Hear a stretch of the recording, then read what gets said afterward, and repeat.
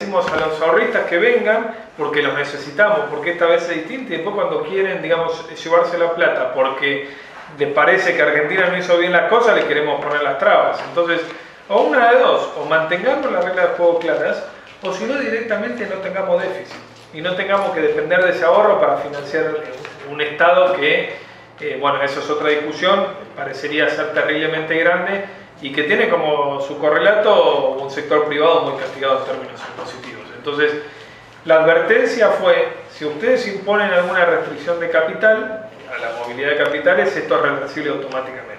Claro. Y yo creo que no es tanto para Cambiemos, sino en el caso de que Cambiemos no gane las elecciones. Claro. Acordate que esto... sí, había mecanismos de regulación durante el kirchnerismo que se desmontaron después. Sí, exacto, los mecanismos de regulación, pero aparte, digamos, la calificación de emergente tiene que ver con otras cuestiones adicionales que tienen que ver con la liquidez que tiene el mercado, la profundidad que tiene el mercado, cuán fácil es invertir desde el extranjero en los activos locales. Y Argentina había perdido la categoría emergente en 2009, cuando se habían estatizado en el 2008 las AFJP y empezaron con todo el tipo de restricciones y manipulación de los índices de inflación, etc. Entonces, va más allá la concepción de ser un mercado de capitales emergente. Va con esto de tratar de que en definitiva Argentina pueda tener un mercado de capitales desarrollado que financie el desarrollo económico del país. Lamentablemente todavía no están dadas las condiciones y vos fijate que la recategorización vino para 8 acciones, ¿sí? Pero 8 acciones que cotizan afuera, a los ADRs argentinos. Fíjate que ni siquiera son papeles que cotizan en la bolsa local, es decir, que ese dinero no pasa directamente por el mercado argentino, ¿sí? Directamente se negocia en Wall Street. Y esto hace mucho que se venía esperando y se venía especulando. Sí. ¿Por qué te parece que ocurre ahora cuando hay un escenario que sigue siendo complicado? Bueno, a ver, el MSCI lo aprobó el año pasado y dejó en suspenso la inclusión o no. De hecho, en los meses previos hubo mucho, si vos querés, información difusa al respecto, porque en un momento el MSCI dijo, como Argentina seguía en recesión y todo, dijo, bueno, vamos a hacer como una transición y vamos a hacerlo por etapas. Va a haber un tercio donde va a convivir el mercado de frontera y el mercado emergente, otro tercio, digamos, después van a pasar más activos a mercados emergentes y formalizamos todo en septiembre. Coincidencia o no, ya en septiembre hubiéramos tenido la primaria adentro, la elección primaria adentro, y bueno, obviamente que hubiera sido un condicionante importante si justamente Cambiemos no le iba bien. Entonces, ¿qué te quiero decir, Gustavo? Evidentemente, Argentina, al ser un país excepcional, el proceso de inclusión emergente fue extraordinario también, pero creo que es una muestra más de que el mundo, digamos, apuesta a la racionalidad de la seguridad jurídica y reglas de juego estables en un Cambiemos que también deja dudas, digamos, al respecto dejó dudas durante 4 años, pero obviamente que es un apoyo que se complementa al del Fondo Monetario Internacional y al Estados Unidos. Eso te iba a preguntar, ¿no? si justamente es de alguna manera dar una mano, lo vemos con el programa del fondo que se va flexibilizando a medida de las necesidades, ¿no? Bueno, si vos haces un paralelismo en lo que pasó con De la Rúa y y la relación con el fondo, y Cambiemos y la relación con el fondo es totalmente inversa, digamos, ¿no? Claro. Opuesta. En aquel tiempo fue rígido. Rígido, pragmático, se blindó el programa y si no cumplías una coma se acababa el desembolso y digamos por eso terminó colapsando la convertibilidad. Es cierto, digamos, entonces ahora que hay mucha más flexibilidad. Obviamente ahí Estados Unidos juega un papel clave, pero pues lo dice abiertamente también Donald Trump, hablando con Macri, pero es una señal también para la región, digamos, ¿no? Acordate que venimos de gobiernos muy antimercado, gobiernos muy populistas, y bueno, creo que Argentina fue punta de lanza cuando se reeligió a Macri para cambiar un punto de inflexión ahí.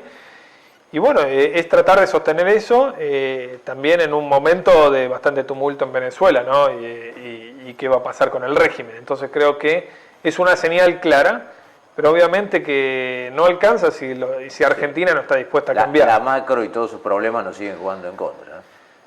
Yo diría, sí, obviamente la macro, los argentinos y la propia dirigencia. Porque Cambiemos tuvo parte, a ver, que el riesgo país esté en 1000 puntos, básicos, digamos, ¿no? Tiene que ver no solamente con la posibilidad de que vuelva Cristina Fernández de Kirchner, sino también de que, de que Cambiemos no hizo bien las cosas. Porque, digamos, hay poca autocrítica, perdió mucho tiempo, el mercado le dio 2 años de extrema, digamos, confianza, permitiéndole financiarse niveles récord de deuda, y nunca llegó los ajustes, nunca llegaron las reformas estructurales, hiciste un blanqueo, que a los 10 meses le pusiste el impuesto a la renta financiera, entonces como señales demasiado contradictorias, digamos, ¿no? Y dentro de esas señales contradictorias, entonces vos tenés que te encontrás con que los inversores, y cuando digo inversores no solamente los de afuera, los de acá, digamos, ¿no? Que están totalmente despistados, ¿sí?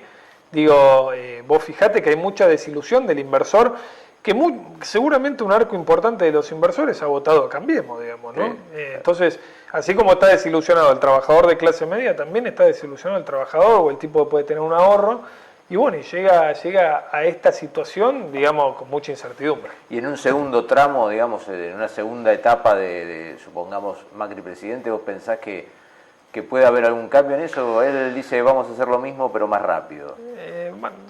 Debería ser un poquito... Yo entiendo que también ahí juega la política, digamos, sí, ¿no? Claro. Entonces, si él mostrara todas las cartas ahora de lo que tiene pensado hacer, obviamente complicaría aún más su reelección. Yo no tengo dudas de que Macri es el primero que debe haber aprendido la lección, digamos, de no avanzar al ritmo que se debería haber avanzado y que la sociedad lo votó estando dispuesta a hacer ese sacrificio, ¿no? Al menos por 2 años, porque vos fijate que ahora transcurrieron 4 años del gobierno de Cambiemos. La gente siente que hubo 4 años de retroceso y de crisis económica y se resolvieron pocos problemas desde el punto de vista fundacional de la República. Entonces, creo que él, si en el caso de ser reelecto, va a avanzar más fuerte. El tema es que también tiene que negociar consenso, porque nadie va a tener mayoría. Por más de que sea reelecto, no va a haber un Congreso con mayoría. Entonces, ahí entiendo un poco las señales que manda el gobierno, sobre todo el peronismo más del lado de Schiaretti, de Urtubey, de Pichetto, ¿no? Que es el más radicalizado también en contra de la vuelta al kirchnerismo. Claro. Y el ruido político de la mano de la volatilidad es algo que vamos a tener este año seguro. Mira, históricamente en Argentina los procesos eleccionarios son procesos de dolarización de portafolios, digamos, ¿no? Históricamente. Y creo que más va a venir este año, sobre todo porque tenemos una elección muy reñida. Y hay muchas encuestas, hay mucha información. Creo que también tenemos un exceso de información, porque por ahí en una semana tenés 10 encuestas que te van diciendo claro, cosas distintas, y después te miden 10 días después, y si Macri subió 2 puntos, bajó 3 puntos Cristina y no sé qué, y los mercados se dan vuelta. Y sí, yo diría que es un año no apto para cardíacos en términos de inversiones, digamos, en el sentido de, bueno, si uno es muy averso al riesgo, lo mejor es estar en cuestiones dolarizadas de corto plazo y tratar de diversificar el riesgo argentino, digamos, ¿no? O sea, no digo que no haya grandes oportunidades, pero es un escenario muy binario. Los precios que vemos hoy de los activos financieros pueden ser una gran oportunidad si Macri es reelecto, pero también pueden tener un margen de seguridad pequeño y seguir bajando si efectivamente Macri no gana las elecciones. Claro, circuló hace una semana o 2 un informe, no recuerdo ahora cuál fue la entidad que lo difundió, donde al sector corporativo se le decía, bueno, guarda que 2020 también va a haber riesgo cambiario. Quiero decir, no se termina esto con las elecciones. No, a ver, el riesgo cambiario, a ver... ¿Cuál es el origen del riesgo cambiario de la Argentina? El origen de todo es la inflación, digamos, ¿no? Porque uno dice, bueno, es verdad que el dólar en Argentina subió mucho más en términos nominales que en Brasil, que en Chile, que en Colombia, en Perú.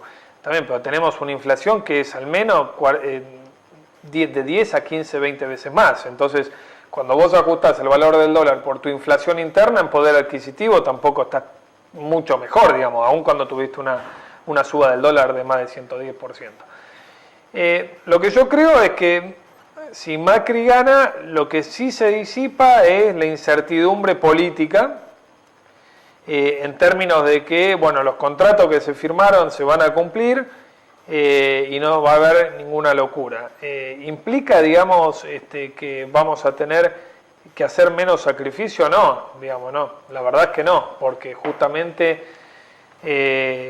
para que el gobierno a cambio pueda bajar los impuestos, la presión impositiva al sector privado y el sector privado sea la fuente de generación de empleo, el gasto público tiene que bajar más que proporcionalmente, porque vos ya partís con un déficit.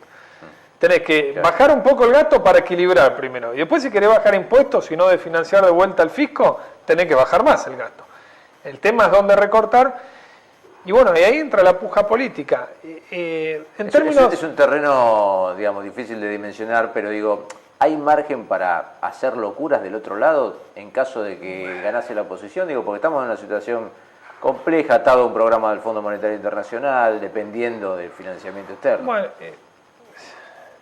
el margen es menor, es cierto, porque, digamos, vos estás muy contra el límite, digamos. Vos pensás que el Fondo Monetario Internacional es el prestamista de última instancia, digamos, ¿sí? Es eso o nada, es eso o el default. Pero yo creo que ningún gobierno que llega viene con la intención de defaultear. Ahora, si el kirchnerismo, digamos, carece de recursos como para hacer políticas expansivas y ganarse a la sociedad, es muy probable que entre eso y no hacerlo y pagarle al fondo, elija no pagar al fondo, digamos, ¿no? Creo que es cierta la posibilidad de que haya un default, digamos. No que van a venir y defaultear, pero sí es cierta la posibilidad de que haya un default. Con Cambiemos o un peronismo moderado en el gobierno no lo veo, digamos. Lo que sí veo es por ahí renegociaciones voluntarias, ¿sí? Tanto de la deuda privada como de la deuda con el fondo. Yo creo que con el fondo se puede sentar con el fondo te podés sentar a negociar, tenés que recién devolver en el 2022, te sentás, cambiás el programa, y el programa implica extender los plazos de devolución del capital, y obviamente el fondo sí te va a pedir avanzar con las reformas. Porque acá no es la agenda del fondo. Acá el fondo vino, nos prestó y el fondo quiere cobrar como cualquier acreedor. Entonces, digamos, el fondo impone porque quiere que vos le pagues, digamos. Y es lógico que defienda sus intereses. El tema es, en definitiva, si queremos hacer un país viable de largo plazo, y para hacerlo no hay otra que, bueno, que hacer reformas y bajar impuestos. Bajar impuestos, porque si no, no le va a alcanzar a nadie. Vos fijate que para mantener esta estructura del Estado como único generador de empleo en la Argentina, digamos, cada vez más tenés que presionar impositivamente al sector privado.